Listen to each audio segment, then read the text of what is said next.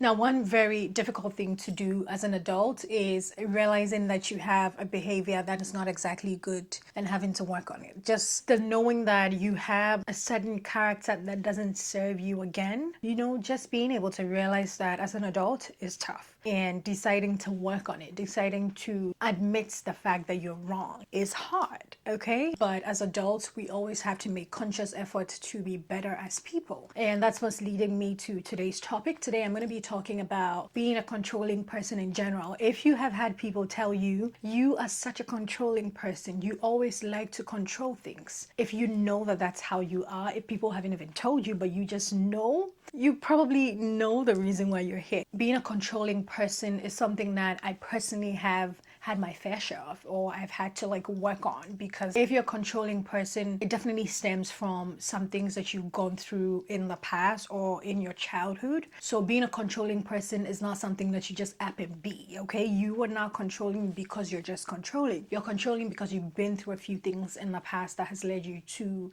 being that person that you are right now. It definitely stems from a lot of underlying insecurities, okay? It could be stemming from some childhood traumas that you went through. It could be stemming from some fears that you have. Off the top of my head, the very first thing that I can think of is the fear of uncertainty, okay?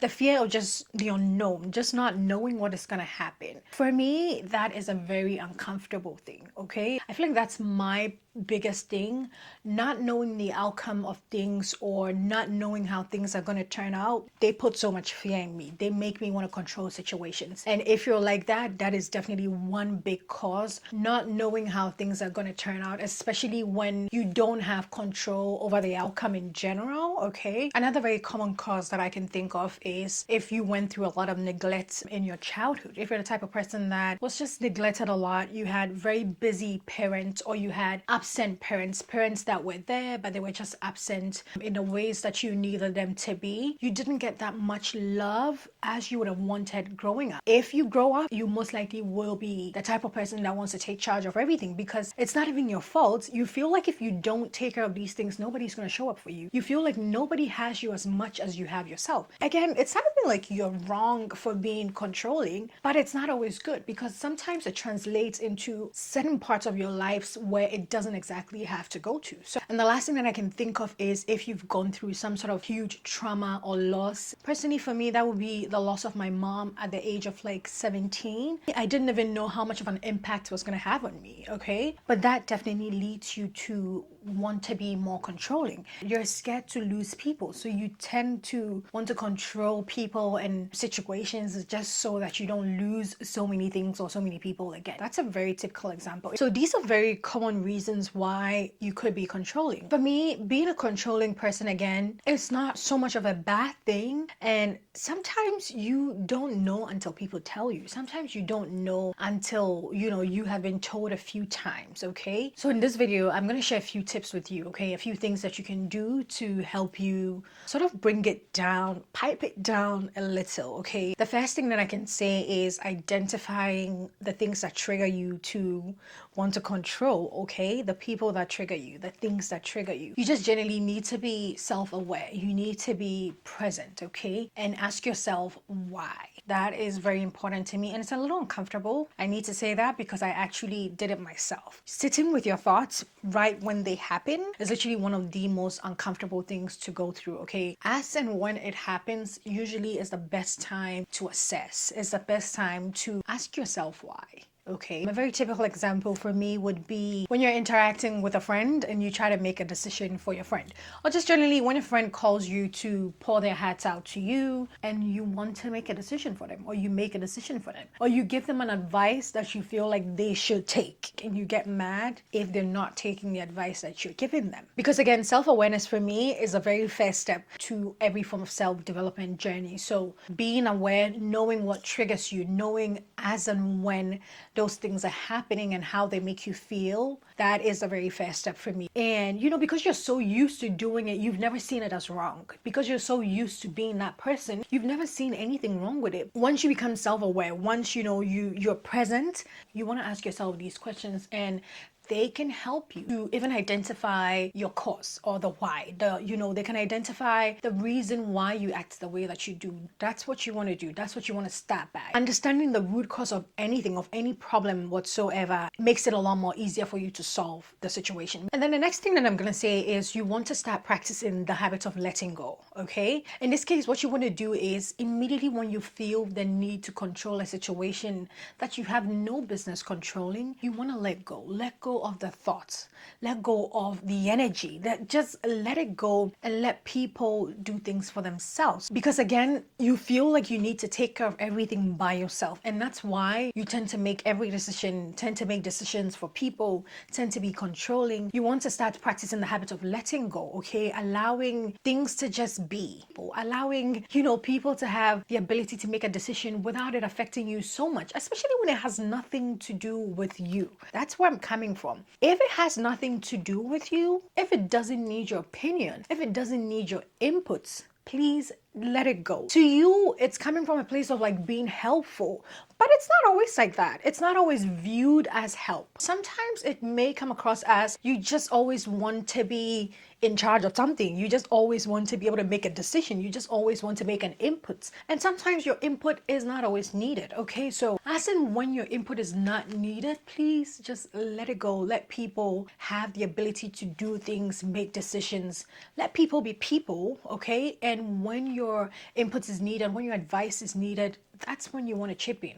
That's when your advice will actually be valued. That's when the things that you're saying would actually be valued, okay? But you want to definitely practice the habit of letting go. For me, is another thing that has been tough, okay? Just being able to just trust that things will be okay. It's tough, but it's a good thing. And then talking about letting things go, my next point is going to be focusing on the things that you can control, okay? A lot of the times we worry so much about the things that we have no control over. Trust me, I can tell you that 9 times out of 10, we are having anxiety of things that we don't even have control over, things that we know for a fact that we cannot control. So while you're on this journey, you want to focus on the things that you can actually control, okay? The things that actually need your energy, and the things that you're not able to control, the things that you don't have the willpower for, just let it go. And then my next point is going to be trusting the people around you and trusting that people can make decisions for themselves, okay? People can take care of themselves even if you don't make an input in their lives. Like the fact that you can take care of yourself, you need to trust that someone is also able to take care of themselves.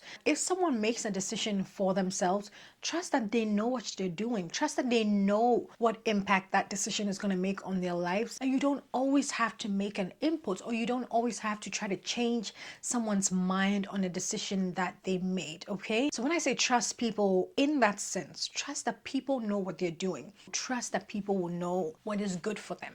And then my next point, which is probably one of my favorites, would be to embrace imperfection, okay? Another root cause of being a controlling person is because you're probably a perfectionist. You are probably someone that likes everything to be nice and perfect, and you live in a bubble. Is what my best friend would tell me every single time. You live in a world where everything has to be to your standard. But you need to embrace the fact that life will not always be perfect. Things will not always be perfect. People will not always be perfect, and that's okay. You need to live with that. Whether it's uncomfortable, whatever that feeling is, you just need to live and embrace imperfection. Embrace that things will not always be aesthetically pleasing. Things will not always be the way that you picture them. Things will not always be perfect, and that is okay. Situations will not always be perfect, will not always have, the picture that you have, and that's perfectly fine. You need to be okay with the uncomfortability of imperfection. It's uncomfortable, but that's just life. It is uncomfortable, but that is just life, okay? You need to be okay with that.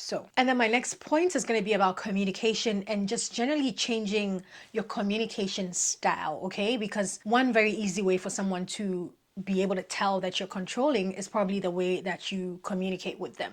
You probably have a dictatorship style of communicating instead of, trying to be more accommodating or trying to come from a place of understanding what people do or why people do the things that they do. So instead of trying to ask questions when it comes to communication, instead of trying to ask questions in a place or in a way that sounds more so like a dictator, try to ask questions that gives you more understanding. Try to talk to people people in a way that makes you understand them more and understand the reasons why they do the things that they do. Be someone who's asking questions from a place to understand. You're asking to understand, not asking to judge. That's one very big thing, okay? Changing that communication style also helps a lot because it's imprinted in your mind. You know what you want, and so you know how to ask for it. But sometimes the way you're asking about it is not always the right way to go about it. So you want to try to find a way to communicate in a way that makes you understand people a lot more than trying to want to impose your decisions on them, or just not even listening to people and just trying to make decisions for them. That's not a good thing. So that's what I'm talking about. And then the next thing that I'm going to say is setting some boundaries for yourself, okay? While you're working on that communication, you also want to set some boundaries. You want to know when your input is needed and when your input is not needed, okay? If a situation doesn't need your input, please don't talk about it. Please don't input anything, okay? So you want to set some boundaries for yourself. Know when to talk and when not to talk. Know when to bring out that side of you that's controlling and when to pipe it down, okay? Again, being a controlling person, it's not always a bad thing, but it's how you do it. It's how you use it that can make it good or bad, or just, I like to say, unhealthy. It's just, you can have an unhealthy balance with that controlling behavior. So again, set some boundaries for yourself. Know when is the right time to, make an input in a situation and when your input is not needed. So, and then the last thing that I can say is trying to seek feedback from people that you trust, okay? And I know that's uncomfortable, especially for someone who's a controlling person. You never really like it to be dished out to you because you're always dishing it out to people, right? You're always trying to make decisions for people, always so quick to tell people how you feel or what you feel they should do. How about you try to take that from someone?